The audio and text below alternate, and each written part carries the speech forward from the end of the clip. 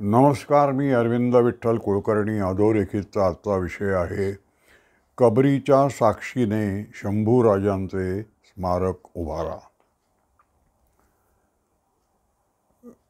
मित्र हो, औरंगजेबाची कबर हा जो विषय आहे आणि त्यावर जो वाद निर्माण झालेला आहे त्याला विकृत आणि चुकीचं वळण लागतं आहे आणि त्याचे दूरगामी परिणाम महाराष्ट्राच्या आणि भारताच्या राजकारणावर होणार आहेत.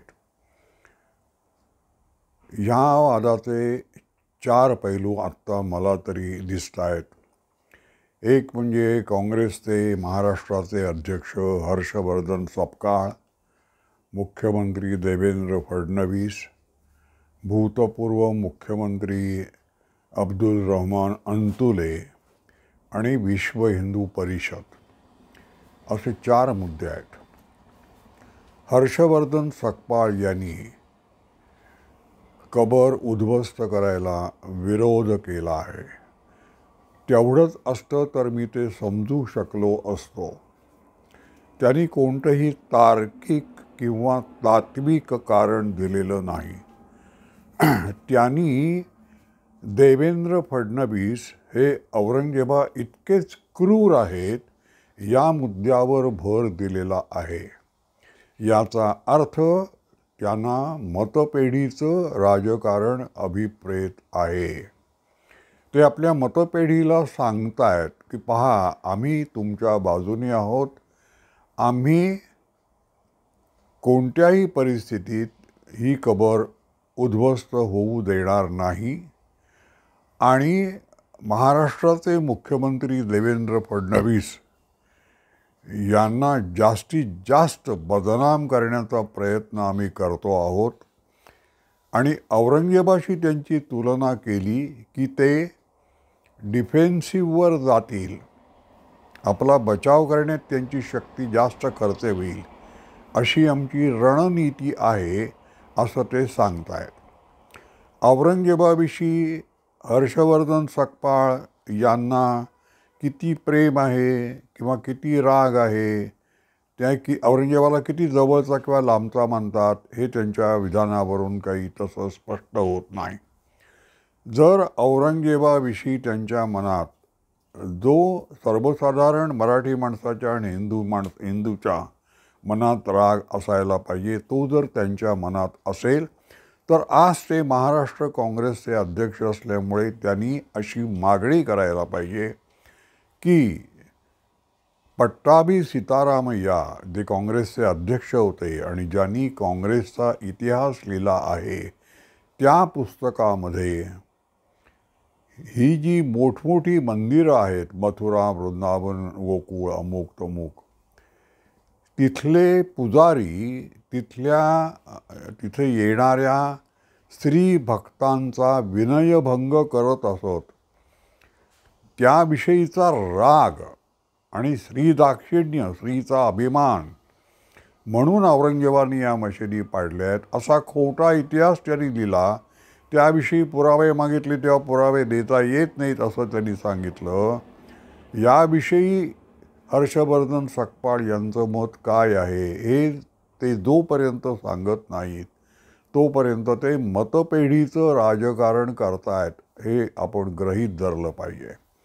आता देवेंद्र फडणवीसांनी हे लक्षात घेतलं पाहिजे की त्यांना मतपेढीच्या राजकारणाची अजिबात आवश्यकता नाही. कारण त्यांची मतपेढी ही नेमस्त आहे, विचारी आहे. औरंगजेबाची कबर उद्ध्वस्त आत्ता व्हायलाच पाहिजे अशी काही तिची आकांक्षा नाही किंवा त्यासाठी ती तडफडत नाही आहे. देवेंद्र फडणवीसांनी दुसरा एक मुद्दा लक्षात घ्यायला पाहिजे की औरंगजेब हा महाराष्ट्रापुरता किंवा भारतापुरता मर्यादित विषय नाही, हा आंतरराष्ट्रीय विषय आहे. इस्लामचा इतिहास, इस्लामची शासन पद्धती, इस्लामचं क्रौर्य याविषयी संशोधन अव्याहत चालू आहे.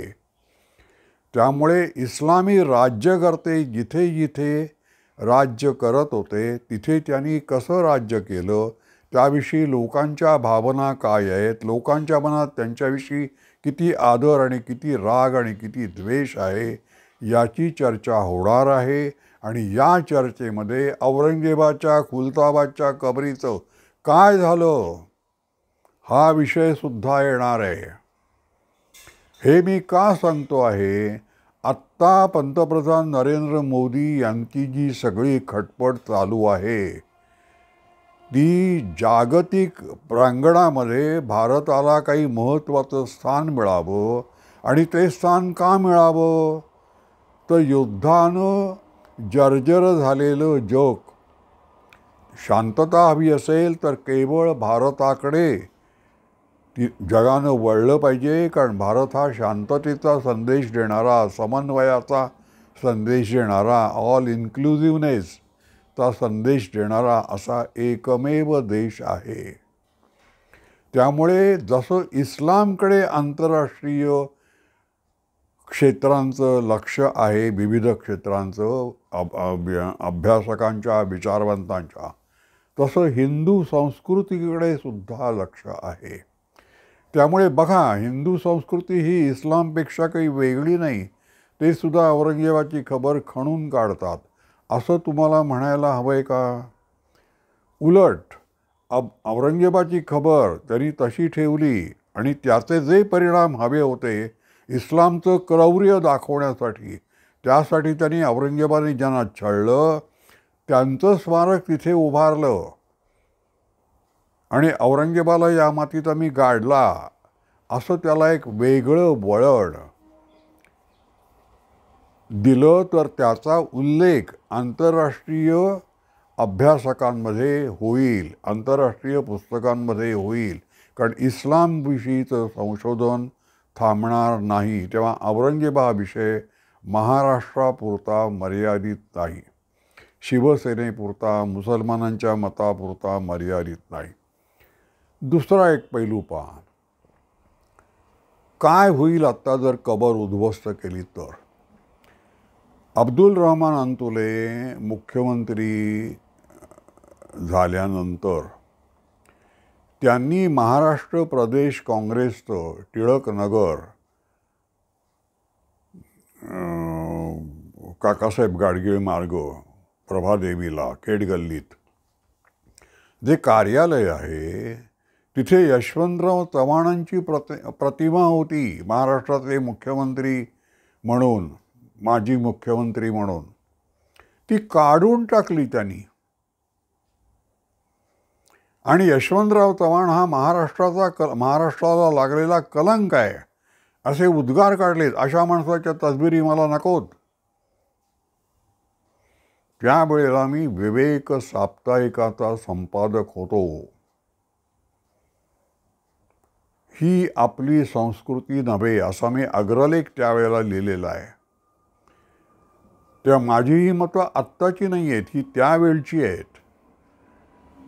आत्ता जर तुम्ही कबर उद्ध्वस्त केलीत तर जे राज्यकर्ते सत्तेवर असतील त्यांच्या इच्छेनुसार, लहरीनुसार काय ठेवायचं आणि काय नाही हा निर्णय घेतला जाणार आहे. दर 10, 20, 25 वर्षांनी महाराष्ट्राचा भूगोल आणि इतिहास बदलायचा आहे का? असं करू नका. तुम्ही त्याचं वेगळ्या पद्धतीनं, म्हणजे अंतुल्यांनी जी प्रथा पाडली ती पुढे अंतुले गेल्यानंतर पुन्हा तसबीर लावली आणि यशवंतरावांचं महाराष्ट्राच्या राजकारणात, मराठी माणसाच्या हृदयात जे स्थान आहे ते कोणीही तसं हिरावून घेऊ शकणार नाही. त्यांनी पण भरपूर चुका केल्यात, पण महाराष्ट्रावरचे त्यांचे उपकार, त्यांचं कर्तृत्व, योगदान हे वादातीत आहे. त्यामुळे अंतुल्यांना ते नको होतं, कारण इंदिरा गांधींना ते नको होतं. इंदिरा गांधींना यशवंतराव चव्हाण नको होते. आता विश्व हिंदू परिषदेला ही कबर का उद्ध्वस्त व्हायला हवे हा मोठा विषय आहे का? विश्व हिंदू परिषदेनं शिवाजी महाराज, संभाजी महाराज आणि त्यांचं जे इतिहासातलं योगदान आहे ते एकंदर भारतानं, भारताच्या वैचारिक सृष्टीनं आणि जगाच्या वैचारिक सृष्टीनं मान्य केलं आहे का? शिवाजी महाराजांविषयी अधिकाधिक संशोधन व्हायला हवं आहे. शिवाजी महाराजांविषयी आत्ता त्यांची जी स्मारकं आहेत, वेगवेगळे गड कोट, त्यांची अवस्था ठीक आहे का? आणि मुख्य म्हणजे सगळ्यात, शिवाजी महाराज हे हिंदवी स्वराज्याचे संस्थापक आहेत अशी त्यांची प्रतिमा निर्माण करायला पाहिजे. हे हिंदुत्वाचंच काम आहे. आत्ता शिवाजी महाराजांचा उल्लेख इंग्रजी वर्तमानपत्रामध्ये द मराठा किंग असा येतो. याच्या इतका शिवाजी महाराजांचा दुसरा अपमान नाही. याविषयी विश्व हिंदू परिषद यांना राग का येत नाही? तेव्हा शिवाजी महाराजांची प्रतिमा तुम्ही जेवढी मोठी कराल, म्हणजे आहे तेवढीच तशीच ठेवा, खोटं काही उदात्तीकरण करू नका. पण शिवाजी महाराजांची वास्तव प्रतिमा तुम्ही जगासमोर जेव्हा सादर कराल तेव्हा औरंगजेबाची प्रतिमा आपोआप कमी होते. तुमचा उद्देश औरंगजेबाचं जे स्थान आहे मुसलमानांच्या मनात आणि एकंदर भारतातल्या काही लोकांच्या मनात, ते जर काढायचं असेल तर बौद्धिक प्रबोधन हा सगळ्यात मोठा आणि चांगला विषय आहे. तर त्याला आपण वाहून घेतलं पाहिजे असं मला वाटतं. विश्व हिंदू परिषदेनं बाबरी मशीद उद्ध्वस्त करणं आणि औरंगजेबाची कबर उद्ध्वस्त करणं या दोन गोष्टीमध्ये महदंतर आहे, मूलभूत फरक आहे. हे तुम्ही लक्षात घ्या. औरंगजेबाची कबर आणि बाबरी मशीद या दोन समान गोष्टी नाही आहेत. एकंदर भारतीय संस्कृती जी आहे तिचं मरणांतानी वैराणी हे सूत्र आहे. त्यामुळे मेलेल्या लोकांच्या कबरी आपण उद्ध्वस्त करत नाही. ही कम्युनिस्टांची पद्धत आहे, ही मुसलमानांची पद्धत आहे, ही हिंदूंची पद्धत नाही. त्या कबरीचं तीर्थक्षेत्र होणार नाही ही काळजी विश्व हिंदू परिषदेनं घेतली पाहिजे. त्यासाठी देवेंद्र फडणवीसांशी बोलून कसा कायदा, निर्बंध, विधिविधान करता येईल याची चर्चा केली पाहिजे. आणि हा एकच विषय नाही आहे. विश्व हिंदू परिषदेनं हे लक्षात ठेवलं पाहिजे की अशा अनेक कबरी आणि अशा अनेक मशिदी यांचे प्रश्न विश्व हिंदू परिषदेला हाताळायचे आहेत. तेव्हा लोकांमधली विश्वासार्हता आणि न्यायबुद्धी सगळ्यात महत्त्वाची आहे. विश्व हिंदू परिषद जे आंदोलन हातात घेतं त्यामध्ये न्यायबुद्धी असते. हा लोकांचा विश्वास कायम राहायला पाहिजे. औरंगजेबाची कबर उद्ध्वस्त करण्यामध्ये काय न्यायबुद्धी आहे? औरंगजेबाच्या क्रौर्यामुळे, औरंगजेबाच्या महाराष्ट्रावरल्या चढाईमुळे ज्या लोकांना आनंद होतोय त्यांना जर तुम्हाला बदलायचं असेल तर त्यासाठी वेगवेगळे अनेक उपाय. तुम्ही आता राज्यकर्ते आहात, तुम्ही विरोधी पक्षात नाही आहात. तर प्रबोधनाच्या माध्यमातून जी औरंगजेबाची मानसिकता आहे ती बदलण्याचा प्रयत्न करा.